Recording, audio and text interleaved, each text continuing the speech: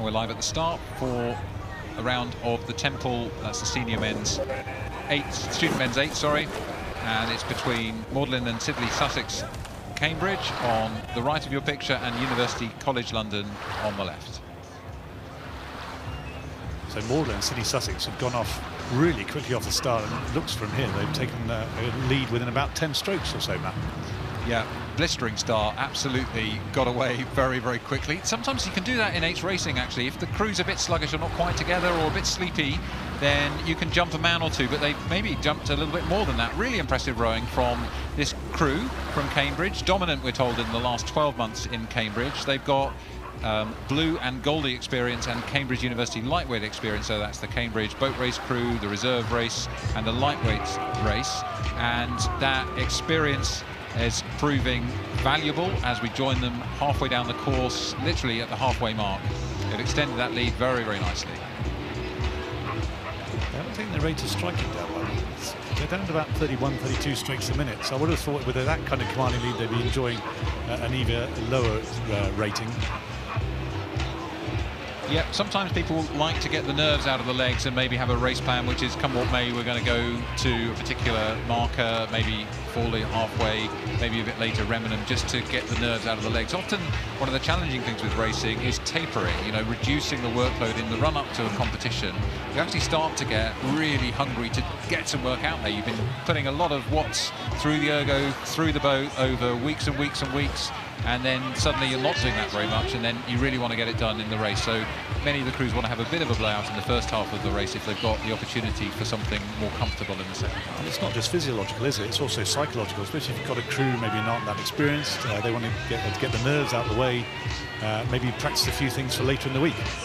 Yeah, absolutely, and I think in this of all years we've got crews that are probably less prepared than normal, but I think it's great to see that experience in the Cambridge crew. Again, 2 colleges coming together, Magdalene and Sidney Sussex and others from Cambridge, and we mentioned boat race winner in the 7th-seat Patrick Elwood, 27 years of age, doing a PhD, of course, in astrophysics, so the astrophysicist magician in the 7th seat of the Cambridge boat. Behind him, Sam Vosper at 6, winning the Goldie Isis race this year. We saw those races, some of the first live sport we saw this year, actually. The Oxford and Cambridge boat races held at Ely this year. UCL crew have got a wonderful range of sportsmen. We've got an ice hockey player at 2. We've got obviously rowers, but golfers too. A handicap of 3. That's Tim Widmeyer at 5 in the crew. An interesting mix. Well, multi-sports, multi-skilled athletes, that's what we want to see coming into the sport of rowing. Not one that some of us used to try. Used to have a ball thrown at you, and if you dropped it, you were not in the basketball team, but maybe it was time to try rowing. Sports science has moved on since my day. The UCL crew aren't giving up at all. They're stroked by Hugo Ferreira. He's the incoming senior men's captain this year.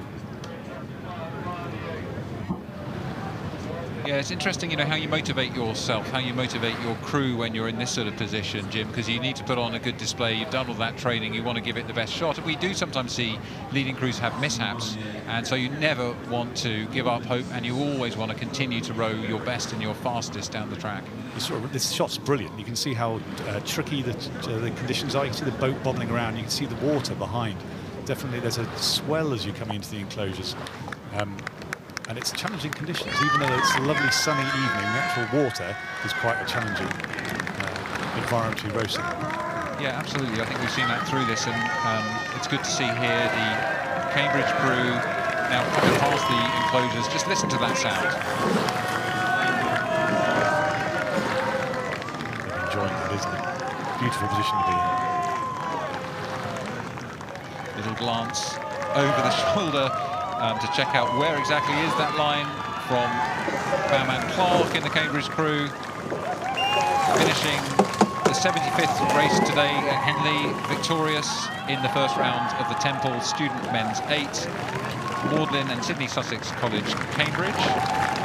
And now we're looking at the UCL crew, one of the colleges of the University of London. We don't often see those colleges here either, so it's quite an unusual, again, partly driven by what's been going on this year in the world. University College London really pushing everything through to get across the line as quickly as they can. And so It's a win for Magdalene College, Cambridge, and Sidney Sussex College, Cambridge, over University College London.